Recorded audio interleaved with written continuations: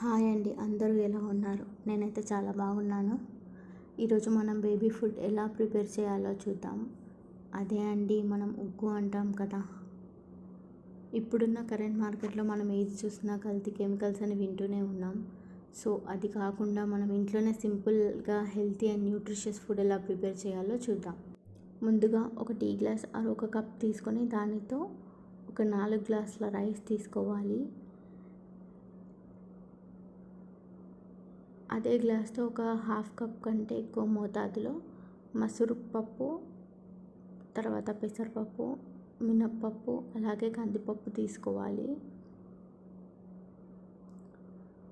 ఈ పప్పులన్నిటిలో ఏమైనా డస్ట్ ఉందా లేదా, రాళ్ళు ఉన్నాయా చూసుకొని ముందుగా తీసుకున్న రైస్తో కలిపి ఒక 3 సార్లు బాగా కడగాలి. ఇలా నేను చూపించిన విధంగా ఒక జల్లెట్లో నీరు వడగట్టుకొని ఒక 10 నిమిషాలు అలానే ఉంచాలి. తర్వాత ఒక పల్చటి శుభ్రమైన క్లాత్లో ఇలా పల్చగా నేర్పి ఆరబెట్టుకోవాలి.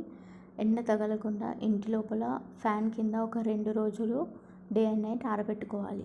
మళ్ళీ ఒకసారి డస్ట్ పార్టికల్స్ ఏమీ లేకుండా చూసుకొని ఒక ఫ్రై ప్యాన్లో కొద్ది కొద్దిగా వేసుకుంటూ కలర్ వచ్చే వరకు మోతాదు మంట మీద వేయించుకోవాలి. అలా వేయించుకున్న వాటిలో కొన్ని తీసి నోట్లో వేసుకుంటే కరకర శబ్దం వస్తే అప్పుడు అది సరిగ్గా వేగినట్టు. ఇప్పుడు ఒక 6 జీడిపప్పు, 6 బాదం పప్పు తీసుకొని ఫ్రై చేయండి.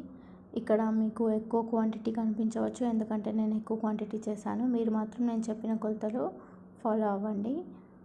వీటిని బియ్యంలో కలిపేసి ఇప్పుడు ఒక మిక్సీ జార్లో కొద్ది కొద్దిగా వేసుకుంటూ ఫైన్ పౌడర్గా గ్రైండ్ చేసుకోవాలి. ఆ గ్రైండ్ చేసిన దాన్ని పిండి జల్లించే జల్లెట్లో వేసుకుంటూ జల్లించుకోవాలి. జల్లించగా వచ్చిన రవ్వను మళ్ళీ మిక్సీలో వేసి బియ్యంతో పాటు గ్రైండ్ చేసుకోవాలి. ఫైనల్గా మనకు ఉగ్గు ఇలా తయారైపోయింది. చూడండి ఎంత బాగా వచ్చిందో.